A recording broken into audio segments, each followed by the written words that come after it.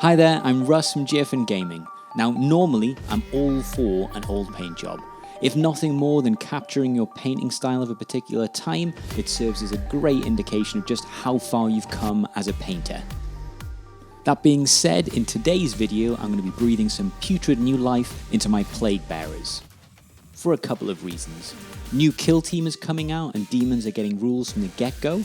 I did want to play some more Warcry, so I needed more teams, and I also wanted to give Riegn and Hell a go, and well, I need some demons for that.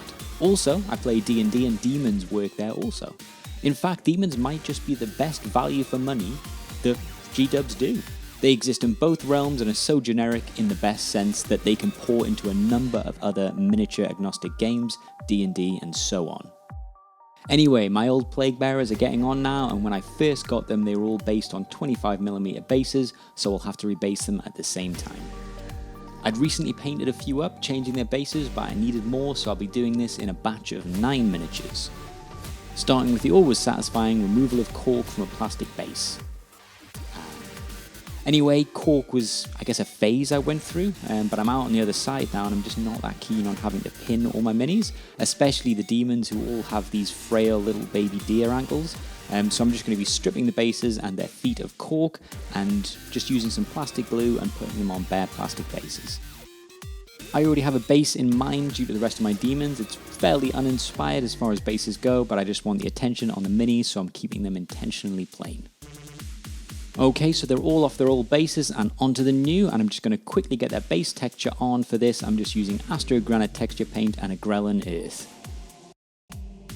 With this dry, I'm just going to be priming the bases and also getting a thin layer of black down on the minis. Luckily, the previous paint job that I did was thin enough that I'm just painting over the top, no need to strip the models first. The first paint in the new paint scheme is going to be Death Guard green, or I think it's grey green or sick green if you're using Vallejo, and I'm applying this through the airbrush just because it's such a time saver.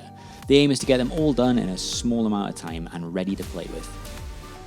With the base green down now, you can put away your airbrush and grab a large brush, and we're going to be applying a purple wash all over the miniatures. I'm using specifically Druchii Violet. We'll be going over this with some heavy dry brushing, so it won't matter too much if it pools, but if possible try to keep it as a nice even coat. Once the purple wash is dry, we'll be going back over with our base green and doing a heavy dry brush. If you don't have this type of dry brush, I generally used to use makeup brushes to much the same effect. We'll be using this dry brush to bring back the main green colour on all the surface areas, leaving the bruised purple look in the recesses of the model. Moving on from the base green, and we're going to go a step lighter and do the same again, this time with Strachan green or olive green if you're using Vallejo, less heavy than with the previous step though.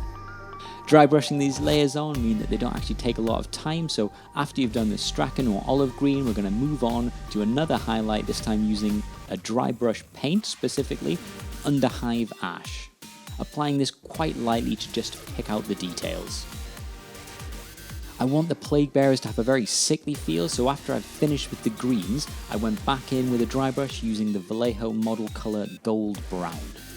Using a smaller dry brush this time, I directed this dry brushing over the extended bellies, open sores, butt cracks, and any areas that have excessive boils.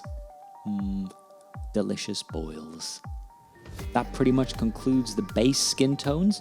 So after this, I went in on all the exposed flesh underneath with pink horror, or magenta if you're using Vallejo.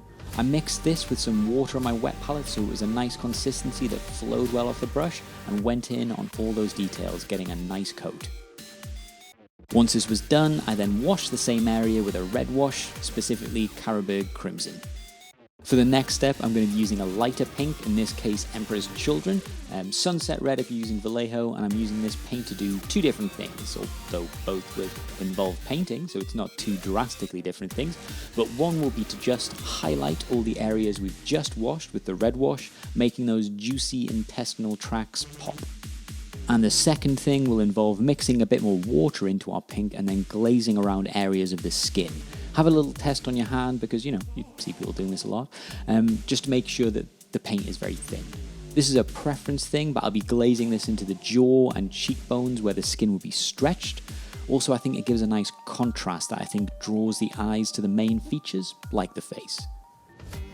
I'm also going to glaze this pink into the areas around the wounds on the Plaguebearers. With that done, it's pretty much finished the skin, and I'm just going to go back over a few of the boils with the same gold brown we used before, and then I'm going to water down some squig orange to create a little wash, and then flood this around the underside of some of the big boils. Finally, I'm just going to add a small bit of ivory with the yellow, and then add a small highlight to the boils.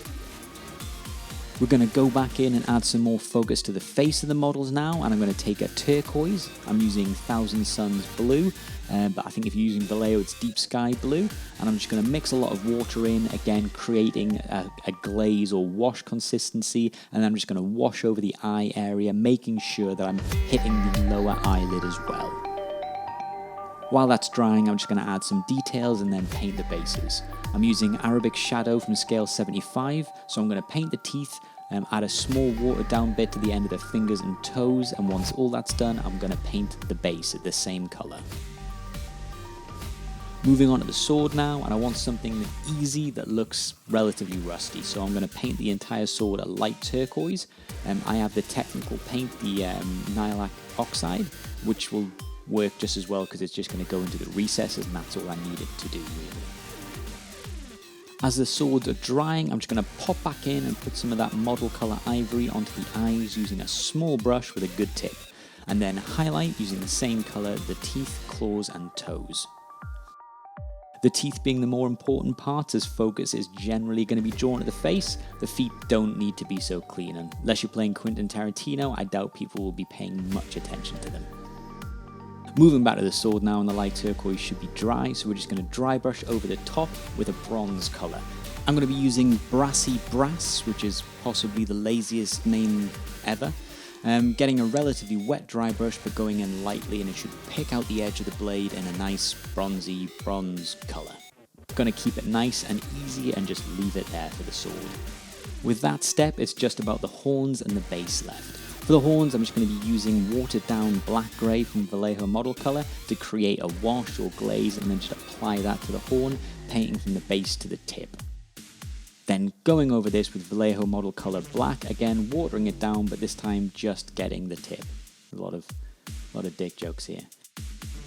And that's my rescue project done. I finished the bases off to match the rest of the army, and in a single evening I managed to get 9 Plaguebearers ready for gaming. Thanks for watching, and I'll see you in the next video.